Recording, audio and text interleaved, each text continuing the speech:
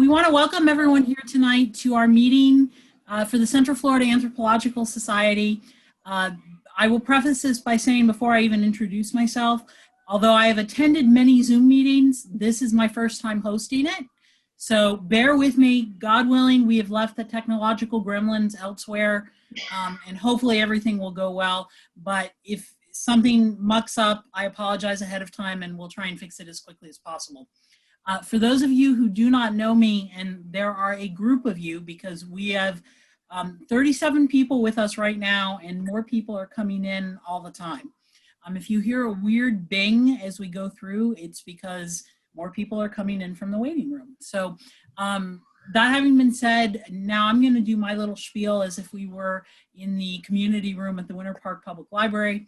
I first of all, having gotten all the preface about the technological mumbo jumbo out of the way, my name is Dr. Deborah L. Bauer. I'm the president of CFAS, and I want to welcome everyone to our first meeting for the 2020 to 2021 year.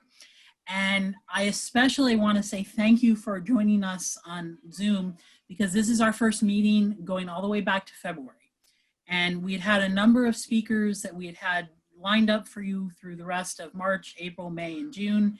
And we obviously, as so many different organizations, tried to figure out how to navigate the world of COVID-19. We didn't feel safe meeting at the Winter Park Public Library. And that is something that has continued through today. And for at least, I can announce as of today, for tonight's meeting in September, for our next meeting in October, and through our November speaker, we will definitely be attending and hosting these meetings via Zoom.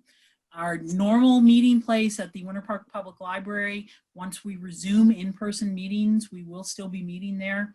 But it's just to protect you all, to protect us, and to hopefully still share some really good informational and archaeological things.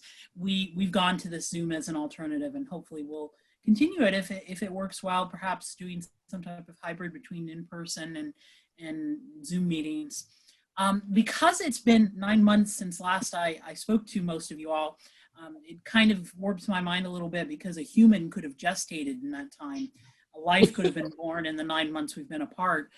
A lot has happened. And so I just wanted to take a couple of minutes to make the very first really big announcement that some of you all, if you've been paying attention to our website, if you've looked at our social media, or perhaps heard it from some of the other sources, I do want to take a moment to announce that the Central Florida Anthropological Society will be hosting the Florida Anthropological Society State Annual Meeting and Conference in May of 2021.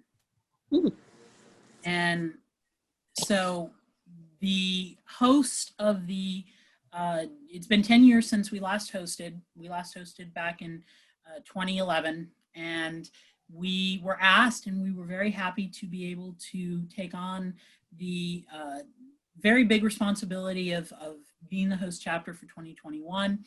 And the basis of the conference is going to be, because last time we held this conference in 2011, it really focused the Osceola and Orange County sections of CFAS's service area, but we actually are a chapter that has a pretty large geographic span, and we also serve Lake and Seminole counties.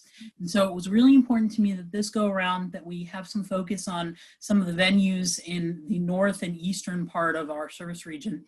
And so the annual meeting is going to be based at venues in both Sanford and Lake Mary. I can announce that our host hotel is going to be the Westin in Lake Mary. They have given us a fabulous conference rate, and we will be able to have the official registration for hotels up soon. The game plan, to let you all know where we stand, insofar as a host chapter, there are a few things to make an announcement for. The first and most important, especially because I know we have a lot of UCF participants here, so hi Knights.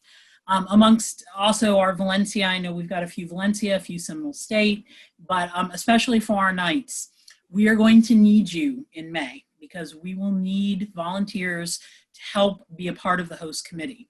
So if you are a graduate student, if you are an undergraduate student, we're looking to try and figure out what type of wonderfulness we can offer you in addition for volunteer hours. Usually it's an 8-hour commitment on the Saturday of the conference. And the conference dates, in case anyone is curious, is the 21st and 22nd and 23rd. It's not Memorial Day weekend, it's the weekend right before, so the 4th weekend in May. We're going to need your help to make sure that we have all the manpower and staffing to pull this conference off. So if you're interested in that, please reach out to me at our CFAS email address, which is centralfl.fas@gmail.com, and let me know you're interested. I hope to be able to have some more information on things that we might be able to offer volunteers. We've been kicking around some ideas about perhaps including a free banquet ticket or maybe free registration or both. I can't make any promises on that because we're still looking at the budgets, but we're not asking just for free labor, I promise. The second thing I can share on the timeline is we should be announcing the official conference theme and releasing the conference logo and artwork towards the end of September, beginning of October. And then the call for papers will officially go out right, hopefully end of October, Halloweenish, somewhere in there. So if you haven't started figuring out what you might want to do when it comes to papers, poster presentations, this really, I can't share all the details yet because some of them haven't been solidified, but having been going to different CFAS, and we've gone to some wonderful different conferences in the past year, whether it was Crystal River or St. Pete or St. Augustine. There's a whole slew of them. I can't even remember them all. They were all terrific. I really think that Orlando in 2021 is going to be one of the greats of the greats. So stay tuned for more information. And like I said, we cannot do this without our membership. So please consider pitching in if you are going to be available. And it is, just to clarify, because I see one question, it is going to be an at this point in time, it is going to be an in-person, it is scheduled as an in-person conference. The other news that I want to, two other really quick announcements that I want to point out. One of them is more a thank you, but over the summer months, CFAS goes on summer break in July and August of every summer. And during those months, one of the things that we work on as officers are not just upcoming program for the new year's, but also we work on, this summer what we were working on is planning for the conference. And I cannot tell you the number of hours that our secretary, Susan Harrington, and she's gonna blush as I say this, but she has spent almost as much time as I have trying to get ready. And I just think from the bottom of our hearts, if you don't know how wonderful she is, she really has helped make CFAS, all the neat stuff that you see, like our newsletter, announcements, keeping track of our virtual list of activities in the newsletter, all of that is Susan. And so I just wanted to give her a thumbs up and say thank you, Susan, because you really, really have gone beyond the call of duty. Last announcement that I will put out there is we have tonight, and this kind of segues us into our presentation. Some of you may have originally seen a tentative schedule where Dr. Robert Casanello was supposed to talk to us about suffrage, Native American suffrage in Florida history. And unfortunately, Dr. Casanello had a scheduling conflict, and he has agreed to move his presentation to the spring. So he's not gone completely, he's just rescheduled from tonight. And I want to thank Miss Brigitte Stephenson of the Sanford Museum, because she came on, I came begging, said, help me, Brigitte, because I have a crisis. I need someone to help us kick off our presentation schedule. And we need someone who feels comfortable doing it in period dress in Zoom of what I was asking for.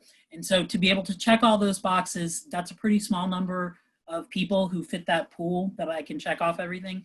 But she came on, she said, yes, I'd be happy to do it. And so that is who we are going to be turning over the presentation to in just a minute. To give you a little bit of background on Brigitte, she is the coordinator or curator? Curator, I'm the curator now. Right. She's the curator of the Sanford Museum in downtown Sanford. If you have not had a chance to go there, I think you all, correct me if I'm wrong, have opened for limited hours? No, we've been open at regular hours since June, but we are changing our hours October the 1st. We're going to be open Tuesdays through Saturdays, 9 to 5. But if you want to come sometime this week before the hours change, we're open Tuesdays through Fridays, 11 to 4, and Saturdays 1 to 4. So we're expanding our hours to have more people come.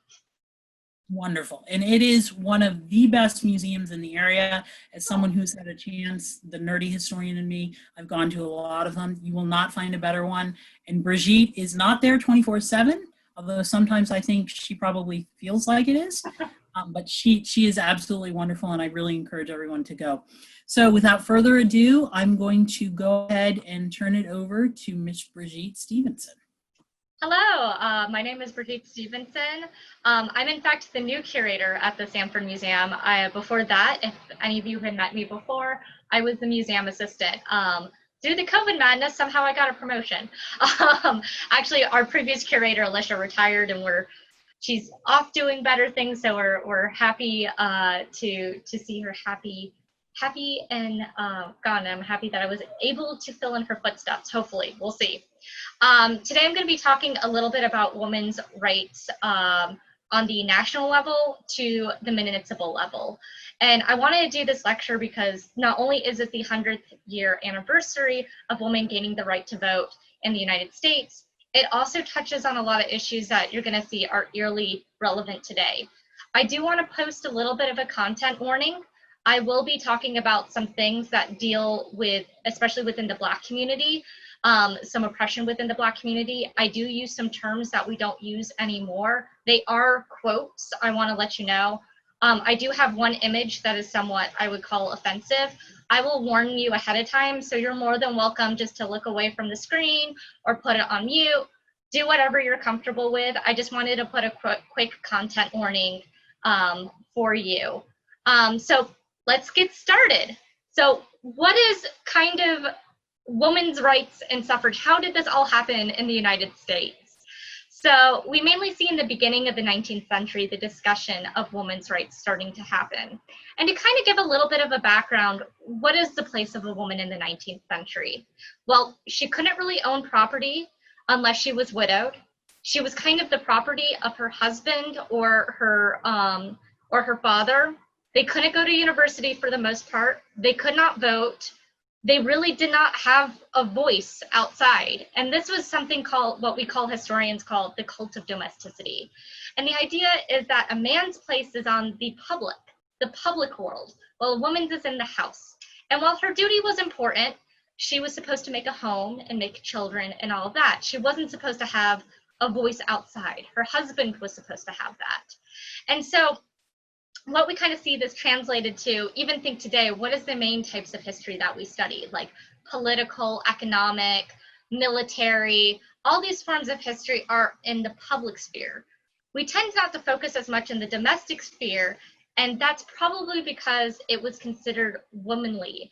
And you didn't really have women historians. It's only really within the 20th century that we start getting the study of domestic history. You see a little bit in the 19th century, but for the most part, they're called antiquarians and looked down upon because it was women collecting history. So you can kind of see the double standard that's already kind of forming at this time period. Now, the discussion of women's rights has been happening for a while. There is, and I'm focusing on a European background, I just want to let you know. So it is a little Eurocentric. So you see in the Middle Ages even some discussion of women's rights.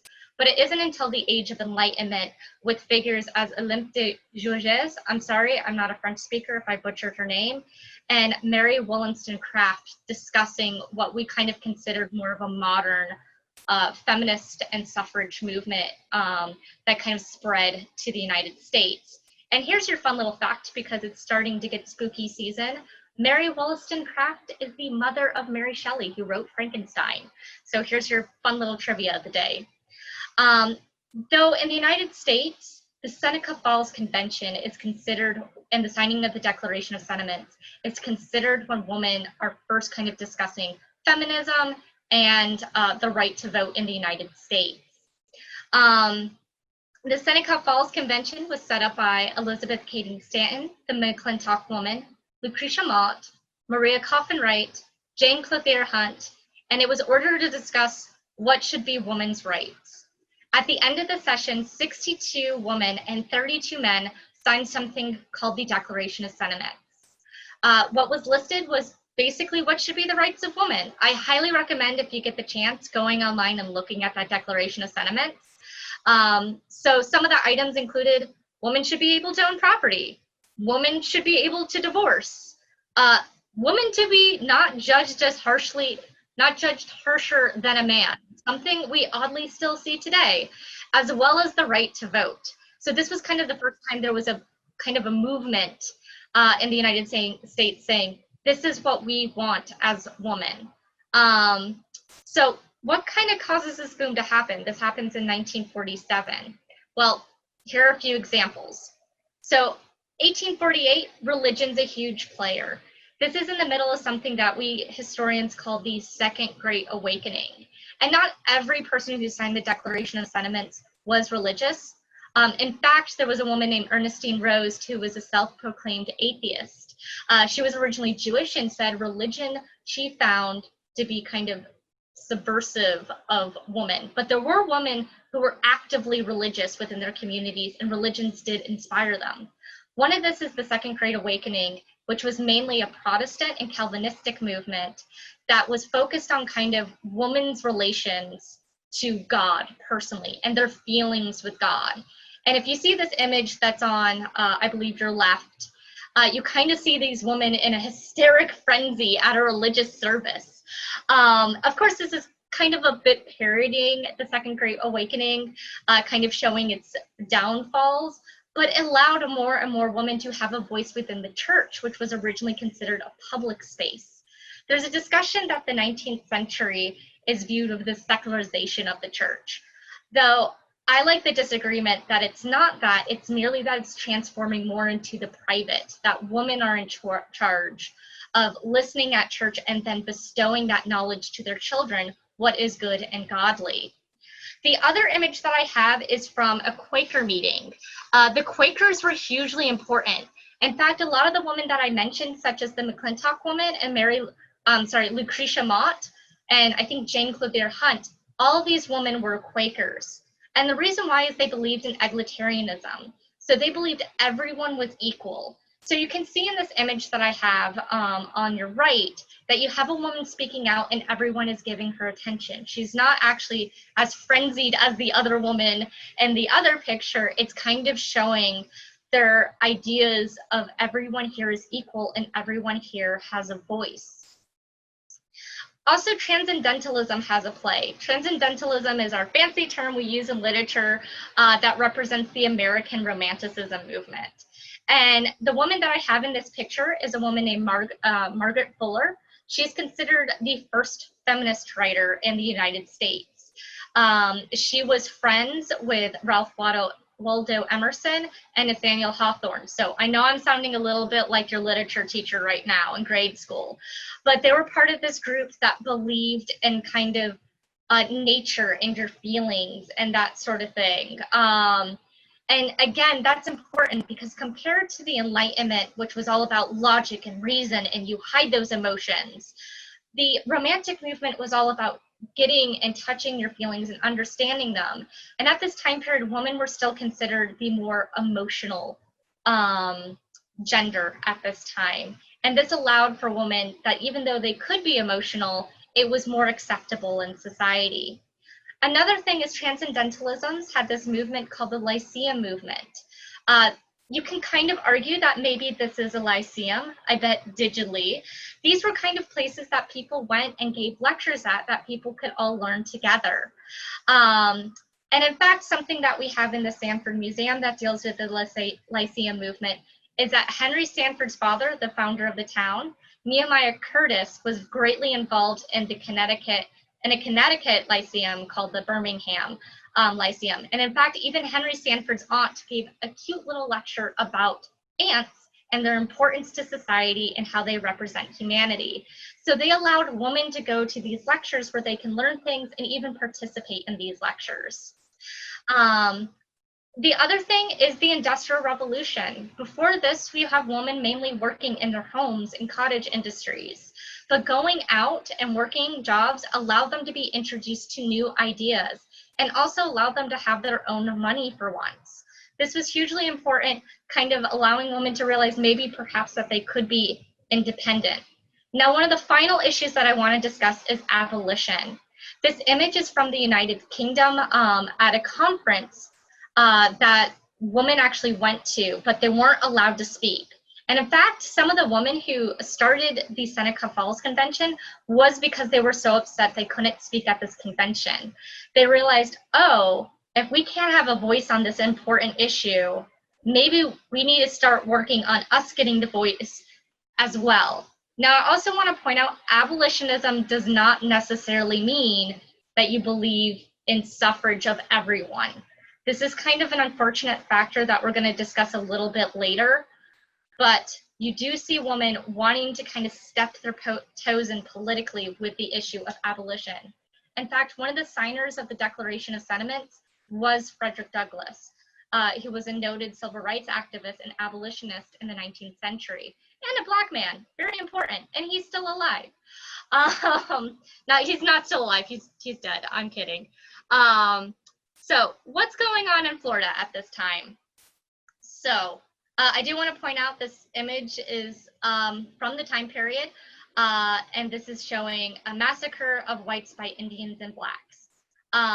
And I swear this is important in a second, but what's going on in Florida at this time? Well, if you would believe, women were able to own property. And this seems kind of like, excuse me, what? How? Well, it wasn't because somebody was reading like Margaret Fuller or really just went into the Seneca Falls Convention and was changed. No, what happened was a legal loophole. So Florida, before we became under American rule, was originally part of Spanish rule.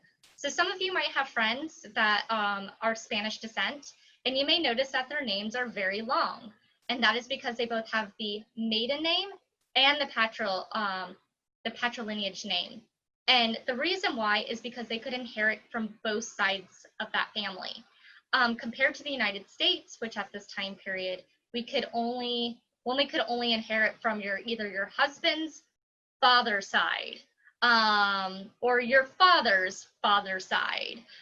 In fact, we have a letter in our collection where Henry Sanford's father is lamenting that his sister is married off, and so he has lost his sister, but he is so happy to be married, that his wife married and he gets another sister, which is kind of strange. But it kind of shows that connection, that you really became part of your husband's family, and not only that, only the male side of that family. But in Florida, you could inherit for both. And the reason why is because they didn't want to tick off people when America came and owned it. They just kept the land laws the same.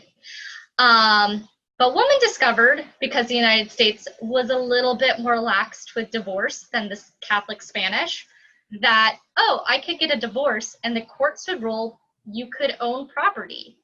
And so you would think after a while, the United States would shut this down. No, they actually enforced protections on these laws. And the reason is because of this image right here. We were in the middle of a war with the Seminole tribe, and as well as the Black Seminoles, who were escaped enslaved people from the South. It's one of the most costly wars in American history that you don't know about. And it is also kind of the reason why we fought for it was because of this reason of escaped enslaved people and Southerners not wanting what they considered, quote, their property to escape down to Florida. So this is kind of a darker history that we have. And the reason why they were like wanting to make it attractive for women to live here is mainly A, because this is land speculation, but B, a woman is arguably more dangerous than any soldier. And what I mean by this is when a soldier fights a battle, he's going to go back home. But if a woman, she's going to do what society tells her, hopefully at this time period, which is make a home and make lots and lots of babies. And this is basically how you win a war of attrition. You send a force and they kind of stake land to the point where it becomes almost impossible. So it was in the United States' best interest to have as many women moving down here. Not only that, Northern investors wanted to kind of stake their claim by giving their daughters property so they could basically have a kind of a cush fund, like kind of a cush fund. I'm not saying that right, but I hope you understand what I'm saying. To allow a woman to have more property, to allow that side of the family to have property. Now, it didn't go exactly what they thought it would. And that's mainly because, as I stated, Florida was hot, it was nasty, and there was a war where people were trying to kill you. So you see, for the most part, in divorce records, women are actually not choosing property in the sense of land, but unfortunately they're choosing property in the sense of enslaved people. And the reason behind that is because they could go back to live with their parents or to live with other family members and then rent out that enslaved people and make money off their backs. Kind of showing this weird situation of white women and Black people kind of using each other to kind of boost themselves up in society. And we're going to kind of see that theme a lot in this lecture, unfortunately. So, also, this image is, if you read it, it's pretty offensive. This is a political cartoon showing the Great Republican Reform Party. You have, starting with the left, you have a man who believes in the free love movement. This is a movement believing in the abolition. Wait, hold on. Is he the free love movement? Oh, my apologies. I think he is, he's our alcoholic of the group. He wants tobacco, and kind of the people running tobacco, he's kind of our capitalist alcoholic. It's kind of interesting. This woman smoking with the hat, she wants women's suffrage. She is also a mood I wish to embody one day. You have an anarchist next. You have a woman who believes in the free love movement, this older lady who believes the institution of marriage is corrupt. You have some anti-papacy with anti-Catholicism. And then you have just flat out racism at the end. The reason why I included this picture is because the South isn't really doing the same things as the North, especially when it comes to women's suffrage. And one of the reasons behind that is because of the American Civil War. You don't see the South really jumping on board in women's suffrage until the late 19th and early 20th century. And the Civil War, while it put more women working outside, in the South, you see more women trying to work within the home and fulfill those domestic duties to help the Southern cause at this time period. And with issues such as abolition, which the early suffragists wanted, that was not good. They didn't agree with that. So it wasn't until really the hot issue of prohibition came that you really start seeing Southern women get involved. And now, prohibition and temperance was an issue since the Second Great Awakening, as I talked about. It's based in this movement also in the Second Great Awakening called disinterested benevolence. It's the idea that people should be doing charitable actions, not for their self-interest. And also this idea of perfectionism, that while we may not be able to live in a perfect society, that we should strive for a perfect society. And alcohol is a reason that is destroying our perfect society, so we should stop it. And kind of for the similar reasons why women's suffrage became so popular in the United States, were similar reasons why prohibition became popular. The Industrial Revolution, that made it really dangerous if you were drunk on the job. It made it that, like, compared to before, you're now dealing with heavy machinery. If you're drunk on the job, you could die, and at worst, lose a limb, but then you can't work, which leaves your family destitute. So why it becomes popular in the South, the idea of women getting the right to vote because we're equal, little too radical, just a touch too radical, but women are unfairly hurt when there is an alcoholic in the family because that man owns their property and could spend it all away. And these women had no voice to stop that. So then the issue is, in order for a woman to control her house in the domestic realm, she has to have a political voice to stop this evil of alcohol. And it worked. It was very important. The Women's Christian Temperance Union, which was a national organization, was hugely important in this country, and especially in Sanford. We have stories that Marilee Lessler Strong writes in her book Sanford on the St. John's, that almost every woman was part of the Women's Christian Temperance Union in the 1880s and 1890s, and that they were pretty aggressive. There's a story at one point where there was a group of men that wanted to have saloons open, and they petitioned it. These women found all of their names and then wrote all their names on like big pieces of paper and then stuck them on the door of every house in Sanford that they could find. Talk about an early form of doxing. So that's crazy. And the Women's Christian Temperance Union originally got its start in Ohio. This previous picture is actually from, I believe, Ohio. Yeah, Fredericksburg, Ohio. And why I bring that up is because one of our presidents of the Women's Christian Temperance Union was a part of that original Women's Christian Temperance Union in Ohio, which kind of shows you how Sanford was pretty cosmopolitan, this exchanging of ideas, people immigrating and bringing their ideas here.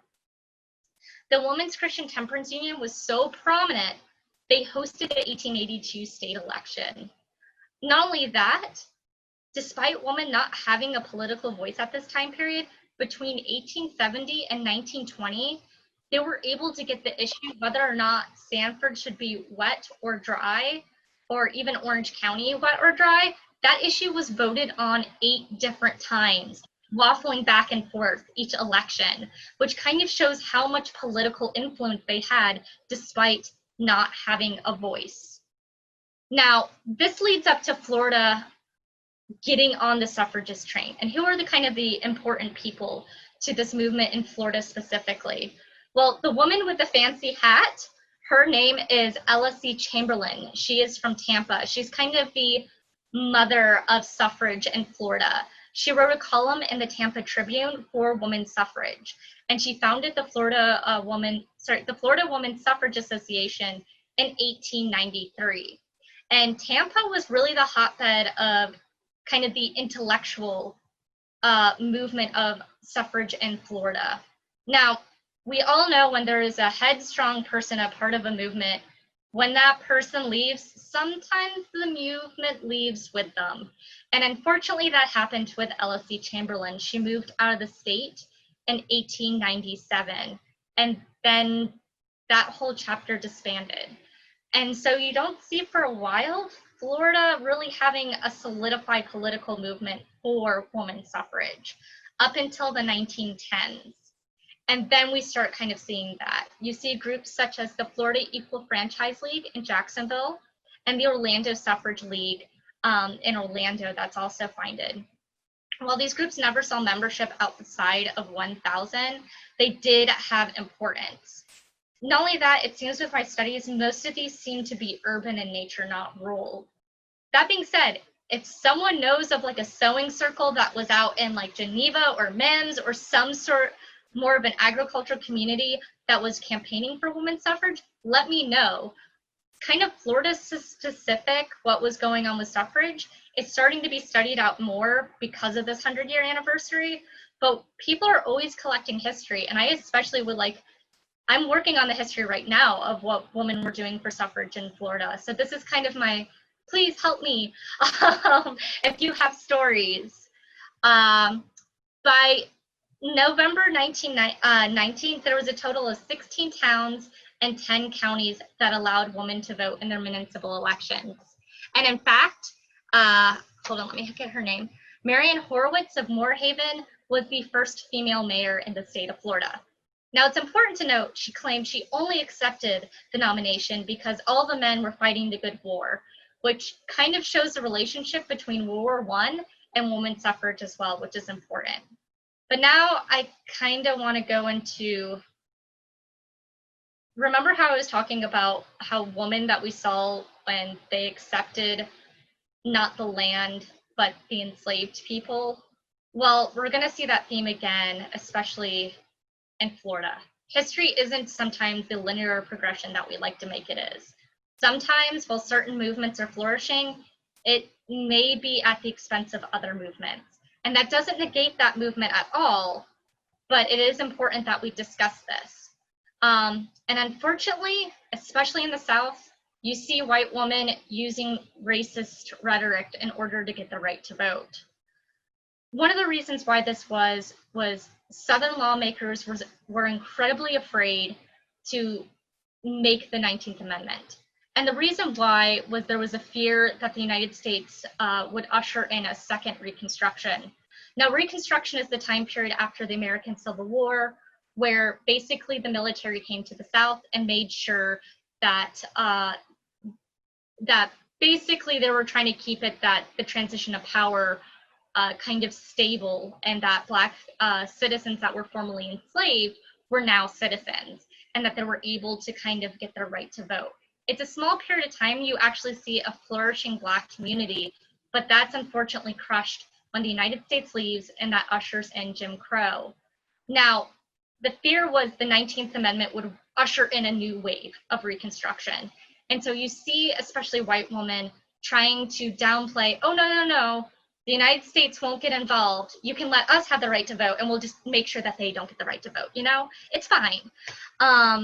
And it's kind of sad to see them not helping their other, like, Black women, flat out.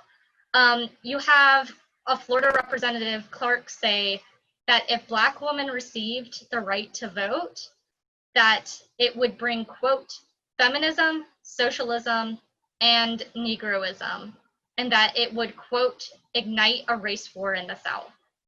So white women felt like they had to dog whistle and sometimes even just be flat out racist in order to get the right to vote. Willard, she was the national president of the Women's Christian Temperance Union, which was that group that was against, that was for prohibition, but also campaigned for women's suffrage later on. She wrote, "Better whiskey and more of it is the rallying cry of the great dark-faced mobs," Willard said in an 1890 interview with the New York Voice. "The safety of woman, of childhood, of the home is menaced in 1,000 localities." I.D.B. Wells, who is a fascinating woman, I highly recommend you research her when you get the chance. She was a Black suffragist, wrote,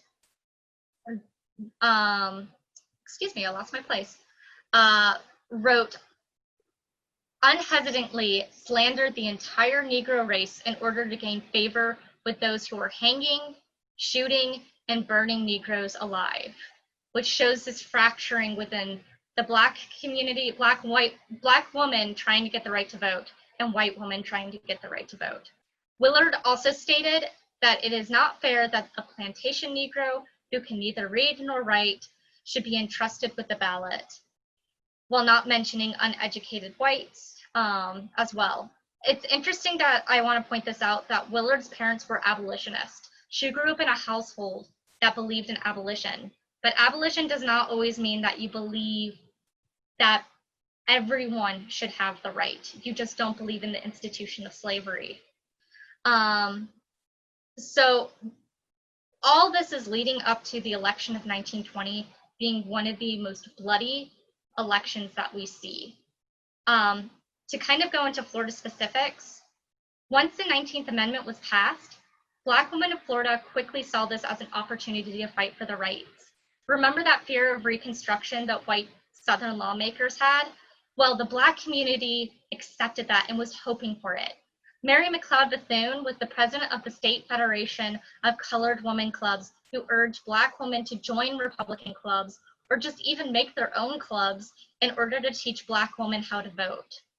McLeod Bethune considered this movement a resurgence of Reconstruction, and made even a Reconstruction conference, and joined forces with the NAACP, the NUA, and the Miami Colored Board Trade to make coalitions of voting in the state of Florida.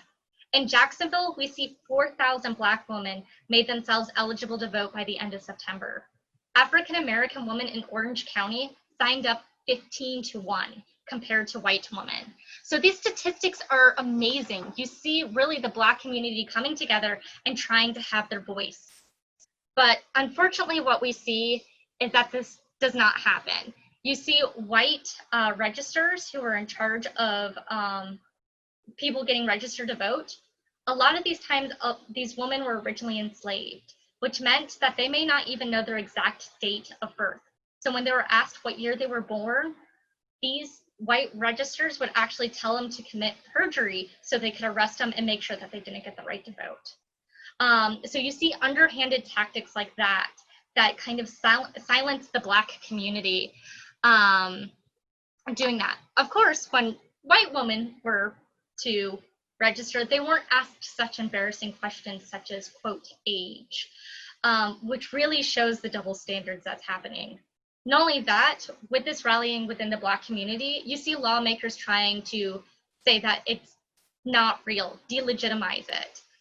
One quote that I have is that they were being guided by an unseen hand, and that, quote, Bolshevistic carpetbaggers who are using the ignorant element as tools. This idea is that the Black community is not organizing, that it's all the communists.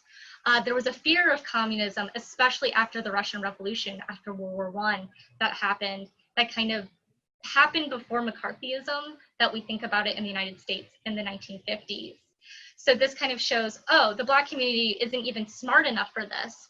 It's obviously that. When it was, they were very well organized, and all that's being delegitimized. Many various groups that formed in order to educate women voters tended to be segregated and would not allow Black women to learn how to vote. For instance, there was a League of Democratic Women Voters, different than the League of Democratic Women Voters today, that flat out said they would not allow women in their Black women in their institution. All these tensions eventually rose up to one of the bloodiest acts in American history, which is the Ocoee Massacre, which up to 70 people were killed after Mose Norman, a Black man, was not allowed to vote and brought a shotgun to the polling station. A white mob formed, and it's estimated that 50 to 70 Black people were killed. This is a dark mark on our history. And you can see how women getting the right to vote flared up those tensions to horrific consequences. And so it kind of begs the question, what was going on in Sanford at this time? So as I mentioned, women dipped their toes politically with the Women's Christian Temperance Union, but there's also other kind of political issues that we see, mainly within the white woman community, which is the Women's Club formed an active effort for, I believe it was milk quality. They marched up to Tennessee, making sure that their milk was properly pasteurized, which was an issue. You also see some women's groups in the Black community as well, trying to campaign for certain issues. So it shows the trend of women becoming more and more political to do issues within the home. Therefore, it's more respectable. We don't really have evidence of a suffrage group other than the Women's Christian Temperance Union, but even then we don't see the issue of suffrage coming up in one of these women's groups. I'm hoping I may be wrong, so if you have information that may tell me of a women's suffrage group in Sanford, I would love to have that information. I'm always collecting history. But we do have that the issue was being at least discussed. In 1911, Finley Munson, who was running for office, put an ad in the Sanford Herald that said, quote, "To the ladies of Sanford, I am a full suffragist and wish every lady who owns a husband and property, and also those who don't own a husband and owns property, to vote if she knows what she is voting for. Therefore, I want every lady in Sanford to vote for me, mentally, socially, and physically if she can't lawfully. Finley W. Munson for treasurer and collector, Lady Mayor for Sanford in 1916. Now, this may be satire, I don't know. He may have had an earnest attempt and actually believed in this. I unfortunately don't know, but it does show that this issue was being discussed and was important enough to be in the newspaper in Sanford. So we do see after the 19th Amendment being passed, women coming together in order to educate women, especially within the white community in Sanford. Seminole County formed the Democratic Women's Voters Leagues in the 1920s and hosted a, quote, school for voters where they had to fake election and was held to teach women about the process. they also had daycare as well, which I think is kind of important to show that you don't have to lose your domestic role in order to learn something new. Herbetta Leonardi, who is this woman in the back with dressed up as Columbia, she was the first woman to argue in court, she was the first female lawyer to argue in front of the Florida Supreme Court, which is a huge thing. And she was the president of the Women's Democratic League, the Democratic League in this area, the Seminole County. And she wrote, "The average woman does not know the difference between a primary and an election. Politics, like charity, should begin at home. And there are those who, when speak of politics, only see the national election. This is a mistake. Every woman should know through her own investigation of her own ward, whether in city, county, or township." So again, this is a rhetoric showing the home, the domestic, but even kind of arguing that there's more than just national elections, that you should focus on grassroots movements. And these efforts were effective. I have found the rolls for who was registered to vote in 1920, that almost 40% of the voters were won in Sanford. And not only that, something that's important, in Sanford, we know at least 5% of those voters were women of color, which is amazing because the election of 1920 was incredibly difficult, as I just mentioned. There was a mass massacre that happened, and these women went to vote. And not only that, there may be more. In fact, I know that there's more, because the only way that I found this out was I went through every single name on that list and compared it to the 1920 Polk City directory. And because of an ugly scar of segregation, all the people who were Black have an asterisk by their name. So I painstakingly went through every single name and tried to see if their name had an asterisk. But the problem with that kind of the Polk City directories, it's only for what was considered the city in the 1920s. So that area is now expanded, and especially since a lot of the Black community was working within the celery fields and working more rural areas, and may have lived there, I don't have their names. I may have their names listed as registered to vote, but I don't necessarily have whether or not they were Black or not. So I think this is hugely important that Sanford is doing that. Now, I say that, but I don't actually know if these people voted. I'm very excited. Next Monday, I'm actually going to the elections office, and they have the original ballots. So I'm going to painstakingly take a photo of all those ballots and and they will list if those people were Black or not. And I think that's hugely important, especially because I found out in the newspaper that the KKK rode the night before the election to intimidate Black voters. So these are incredibly brave people. One of these people was Wealthy Crooms, who was registered. She was the wife of Mr. Crooms, who was made Hopper, which was the Black school in Sanford. And they were personal friends with Mary McLeod Bethune-Cookman. So part of Florida's what I would call Black intelligentsia. So this is a story that we're just now uncovering, and I'm so excited, hopefully, that it will be able to give these people a voice. So while the road for women to get the right to vote, and for all people to get the right to vote, is a rocky and hard one, and it's difficult, and it has many contradictions, but also progresses, I think it's important that we talk about the full story. And if you have any questions, I'll be happy to answer them. I know I kind of talked a little bit about everything. I hope it made sense, but thank you so much for listening to my lecture, and I hope you guys have a nice day. Wow, I think if you could hear us, Brigitte, you'd see that we were all clapping. I'll clap. Thank you. Yes, you're getting lots of clapping emojis. So what we're going to go ahead and do is, if you have a question now, there is a chat box in the Zoom app. And if you have any questions for Brigitte, please type it, and I will go ahead and read them to her, just because we're kind of multitasking. I'm going to go ahead and start off because this is where I show my historian's hat a little bit more than his hat. How did you find out that the supervisor of elections kept the original ballots from that long ago? So what's crazy is I was complaining about this, because I had this idea to eventually write a paper about Sanford specific and suffrage after I found this list of names and kind of painstakingly went through all of them. So everybody in the office knew that I was doing this. One of our docents, Amanda Alexander, she volunteers and is a poll worker.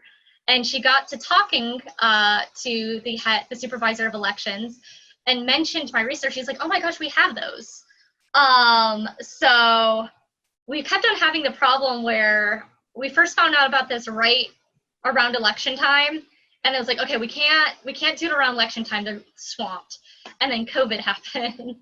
So now hopefully we're in this in-between time that on Monday, I'm gonna go over there and hopefully see these documents and kind of put together more of a story of what was going on in Sanford. I really hope it turns out that people weren't intimidated and went to the polls, but I'm also afraid to discover maybe that's the case, and unfortunately history isn't a straight and narrow progression.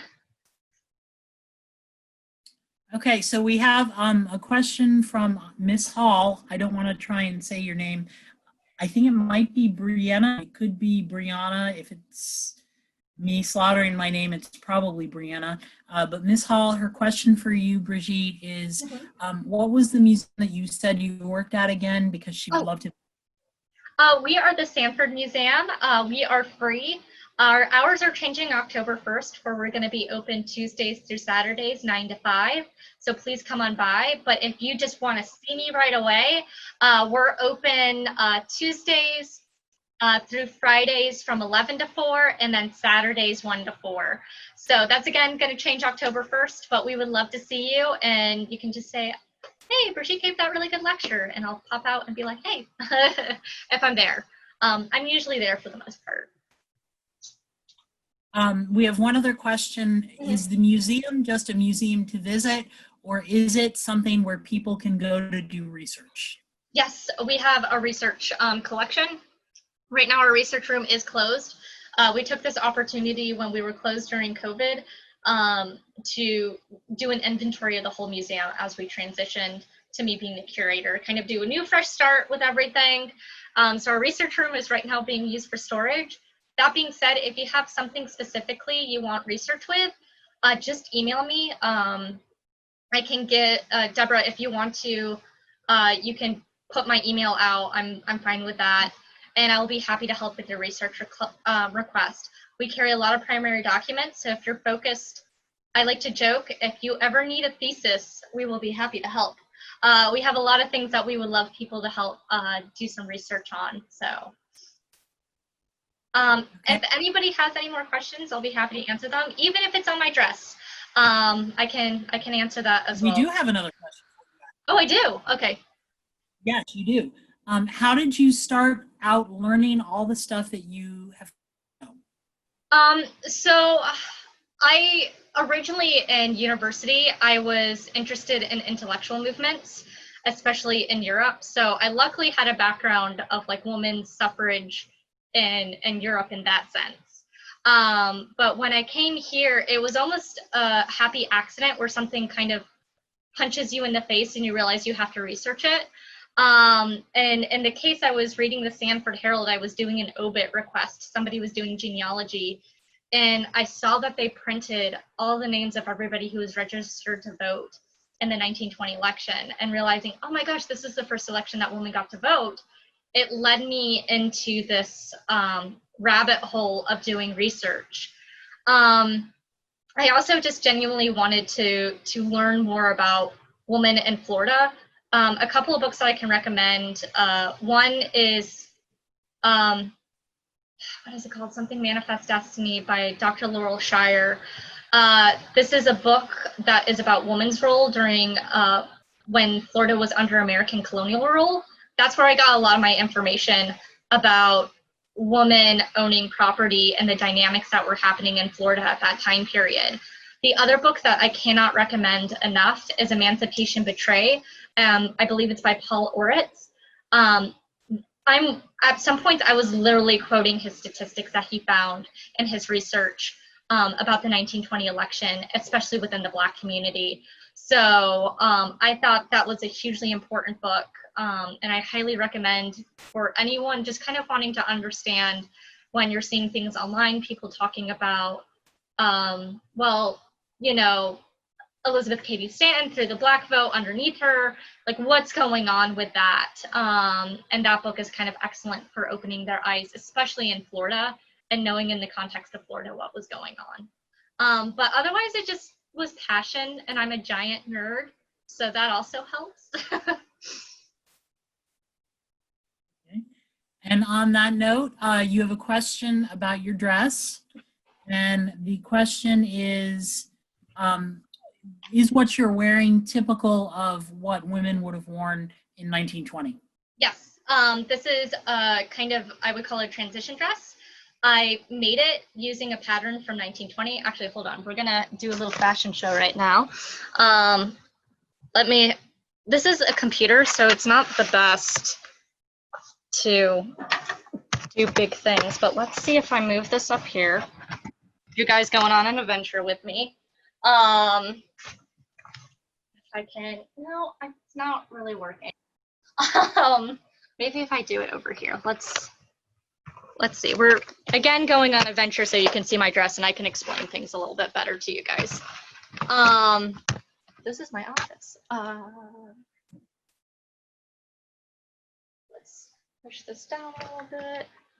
Okay, so you're just gonna see a little bit of my head. I hope you don't mind. It's not of the kind of style, what is called the sheath dress, that becomes really popular in the 1920s. This is a transition style that's almost like of the late 1910s as well. But you do start seeing the waist starting to lower down that you see indicative of the 1920s. This style of dress is called a lingerie dress. I'm sorry, gentlemen. This is not the lingerie that you're probably thinking of. A lingerie dress just simply meant kind of the see-through light dress that was usually made of cotton wool or batiste. And this was hugely popular in Florida. If you look at old photographs of women in Florida, most of the times they're wearing this type of dress, because I can tell you, this is probably one of the most comfortable dresses I own, and I'm wearing a corset because it just breathes amazingly. I am wearing socks that are not of the time period, which I apologize, a shift or chemise. This is not only to protect me from my corset, but it also acts as like a weird form of air conditioning. So it's made of cotton or linen. Mine is made of cotton because I'm cheap. And it would absorb my sweat, and then it would keep the sweat close to my body, so when it evaporates on me, I'm cooled down, which sounds gross, but it works really well. I am then wearing my corset. This is a transitional style of corset as well. You start seeing corsets going away during World War I, but some women still wear them. This is very much acts as like a bra too. So not only is it making my butt, this time period is making my butt flatter, it's making me have better posture, but it's also acting as support in this area. And then I am wearing an overdress, so I am not being, showing things that would be deemed inappropriate. So to complete the look, I would have a hat in this time period. I didn't bring my hat, unfortunately. I do actually have a mask that I made that was the Red Cross standard for the Spanish flu. So I forgot to bring my time period personal protection as well. So, but don't worry, I do have a regular masks for when I go out, so we can all practice social distancing. Any other questions? Yes, you have three. One from Megan Bentz, who wants to know, have you ever heard of Jane Grey, Swiss Clara Euland, who were prominent suffragists from Minnesota? No, I have not. I haven't really focused on other states yet. Again, my background was originally like European feminists. And then coming and being working in the Sanford Museum made me realize, oh my gosh, I have no idea about Florida, you know, suffrage and feminism and that sort of thing. So it kind of led me in this rabbit hole. So I have no idea with Minnesota, but I will check those women out because they sound like they deserve to be recognized as well. Your next question is from Christian Perry. When do we start to see the increased suffrage rights for women of color in U.S. history? So you kind of start seeing at the same time that the Civil Rights Act is happening. Again, it's kind of under the voice of Black men. And the thing was, you technically, by law, you could vote. The thing is, people did not allow you to vote with polling taxes and questions and that sort of thing. And it wasn't until the Civil Rights Act of the 1960s, forgive me, I should know the date off of the top of my head, that you don't see that universal suffrage happen for all. And not only that, I haven't even talked about Indigenous women. They didn't get the right until much later as well, but I can't give you those dates off the top of my head, so I apologize. But again, important factors to this story. While we're celebrating 100 years, remember it's 100 years of white women being able to vote, and sadly, kind of the Black vote being forcibly taken away from them, which you can see why people are wanting to discuss it now. And I think it is important that we discuss it. Any other questions? Okay, we have two more questions. Yep, Okay. two more, and then we're going to call it a night. From Chrislyn Bowman, she wants to know that when you were talking about why women were considered more dangerous than soldiers, Yeah. Can you specify why were they so dangerous? It's because they could produce children, and their idea of like, they live in a home. So while you have a soldier, like, okay, when I say dangerous, I don't mean dangerous in the sense of like, yeah, a man is going to kill. But I mean dangerous of like, what is going to have longer lasting ramifications. If a man is in battle, like, yeah, the lasting ramification is possible death. But after when that battle is ended, they're not going to be living in Florida for the most part. There are cases where men did, especially with the Second Seminole War, because they allowed land grants to happen if you fought in the Second Seminole Wars. Because again, the purpose is to have people settle in Florida. Women, though, are the main idea for a settler. They're not as transient as men in this time period, because the idea is they make a home, they make a house, and then they produce lots of children is the idea. So they're more dangerous to a Seminole Indian of like, what is your land? When you have somebody going on that land and then proceeding to have children and making a home, they're not going to leave that land, and they're going to fight tooth and nail to stay on that land, if that makes sense, compared to a soldier who is going to go back to their home and their wife and kids, because where their wife and kids is where their home is. Okay, and our last question is from Christian Perry, who wants to know, who are some of your personal heroes and inspirations from history? Okay, so I'm going to feel bad. I'm going to mention a lot of women in Europe. I do have a couple of American women. Camilla Collett, she is the first feminist writer in Norway. Her book, The District Governor's Daughters, is my all-time favorite book.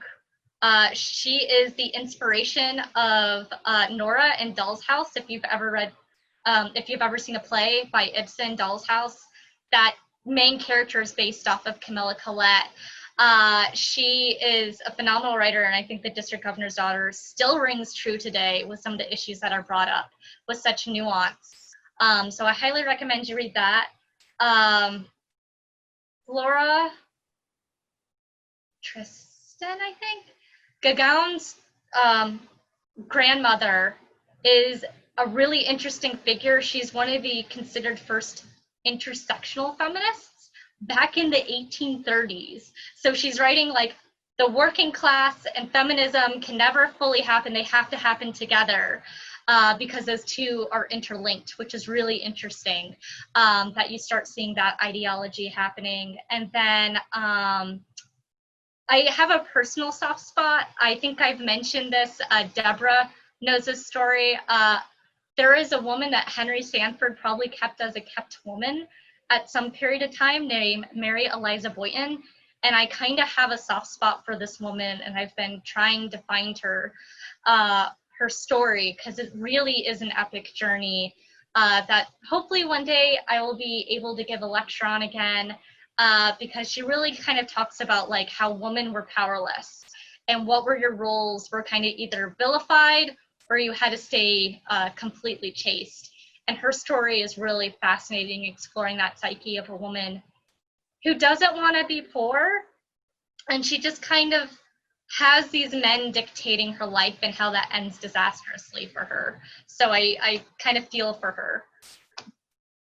I wish I could, all you are giving me such great questions. I would love to kind of continue on more, but I understand all of you have lives. So if any of you, I think Deborah's gonna put my email. If you have any personal questions, again, please email me. I love my job. I love educating people. And I just want to say thank you so much for everyone who came here tonight. Thank you so much for joining us. And again, a very big thank you from me personally, because I know this was a short last minute, so I can't say thank you enough. I also want to say thank you to everyone for joining us.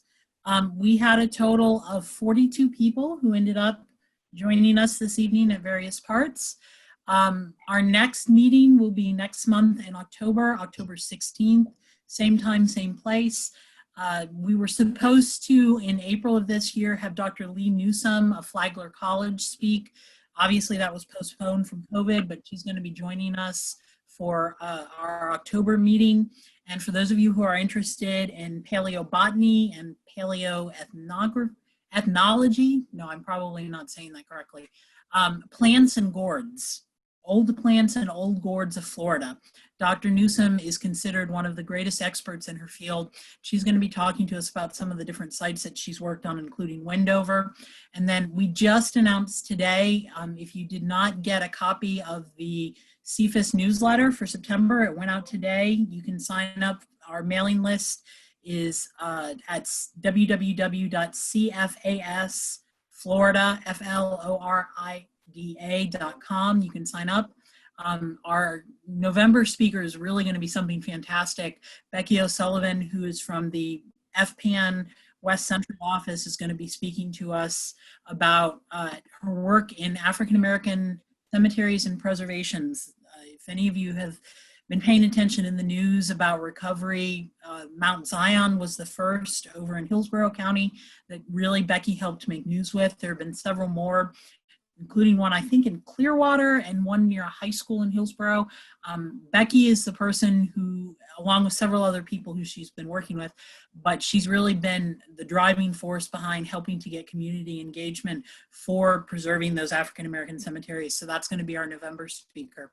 The last two comments that I'll make is if you have any interest in getting involved with CFAS, although we're virtual right now, we do have a couple of openings for officers on our board. And again, please reach out to me. We are looking for as much or as little time commitment as people are hoping to dedicate. It's a little bit easier now because of COVID, because everything's virtual, but it's a really good CV builder for those of you who are perhaps grad students or undergrad getting ready to think about going to grad school. Reach out and I'll help fill you in. And then the last thing is I just want to wish everyone a wonderful night. Again, thank you for joining us. Stay safe and next month. Bye-bye. Thank you.